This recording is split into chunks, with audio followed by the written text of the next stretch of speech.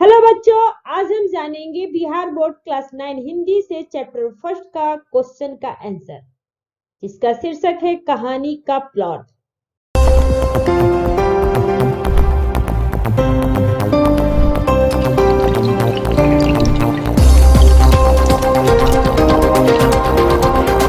इसका आंसर है, लेखक को अपनी बड़ाई खुद करने में विश्वास नहीं है, क्योंकि लेखक को कला मर्म होना चाहिए और यहाँ लेखक कलाविद भी अपने को नहीं मानते हैं।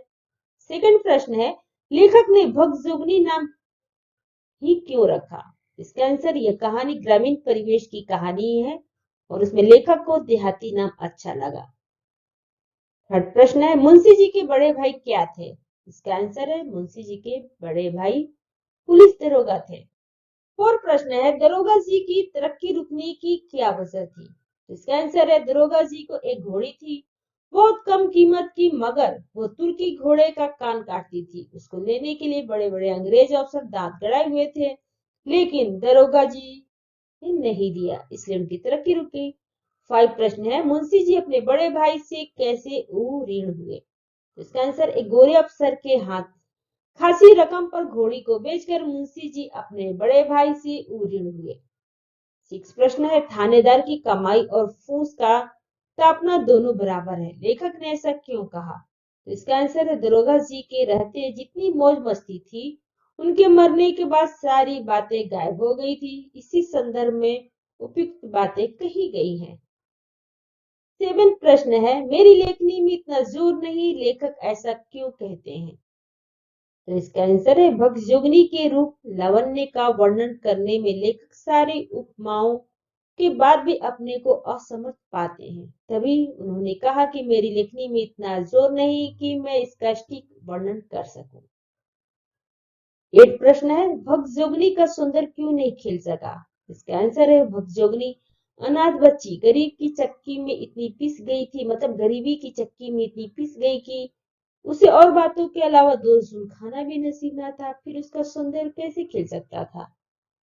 9 प्रश्न है, मुंशी जी गले में फांसी लगाकर क्यों मरना चाहते हैं? तो इसका आंसर, भगजुगनी की दशा देखकर, अपनी गरीबी पर तरस खाकर, बदहाली की जिंदगी जीने से मजबूर होकर गले में फांसी लगा लेना चाहते हैं मुंशी जी। 10 प्रश्न है, भगजुगनी का दूसरा वर्तमान नवयुवक पति उसका ही सौतेला बेटा है, यह घटना समाज की किस बुराई की ओर संकेत करती है और क्यों? तो इसका आंसर है, भगजोगनी की शादी वृद्ध से हुई थी, जो उसके आते ही मर गया। आज वो युक्ति है पूर्ण युक्ति, उसका सौंदर्य उसके वर्तमान पति का स्वर्गीय धन है, दूसरा पति उसका सौतेला बेटा। यही समाज की नियति है कि वो इस वातावरण में जीने को मजबूर है। 12 प्रश्न में आशय स्पष्ट करना है। का है, जो जीव एक दिन बटेरों का सोरवा सुकुड़ती थी, अब वो सराह सराह कर मटर का सत्तू सरकोटने लगी। चुपड़ी चबाते चबाने वाला दांत अब चना चबाकर दिन गुजारने लगे। इसका आंसर है, प्रस्तुत पंक्ति शिवपूजन सहाय द्वारा लिखित कहानी का प्लॉट शीर्षक से उद्धृत है। इसमें लेखक ने बड़े ही सहज ढंग से अमीरी से गरीबी में आने पर होने वाले बदलाव का चित्रण किया है। कहानी में लेखक को मुंशी जी ने जब रो रो कर अपना दुखड़ा सुनाते हैं, उसका बड़ा ही रोचक वर्णन लेखक ने किया है। मुंशी जी कहते हैं कि क्या कहूँ बीते दिनों की, जब याद करता हूँ तो बस आ जाता है। दरोगा जी के जीते जी ऐस मौज का बखान मुंशी जी करते हैं और दरोगा जी की मृत्यु के बाद आई गरीबी का इजहार करते हैं। उनका लेखक ने बड़े ही रोचक और सत्यता के साथ उजागर करते हैं। लोग अमीरी में कुछ भी नहीं सोचते, अनाप शनाप फिजूल खर्ची उनकी आदत बन जाती है। वही जब गरीबी आती है तो याद किस तरह सताती है, इसका दिग्दर्शन लेखक ने गरीबी मतलब ग्रामीण परिवेश में बड़े ही रोचक ढंग से प्रस्तुत किया है। हास्य खा है, सचमुच अमीरी की कब्र पर पनपी हुई गरीबी बड़ी ही जहरीली होती है।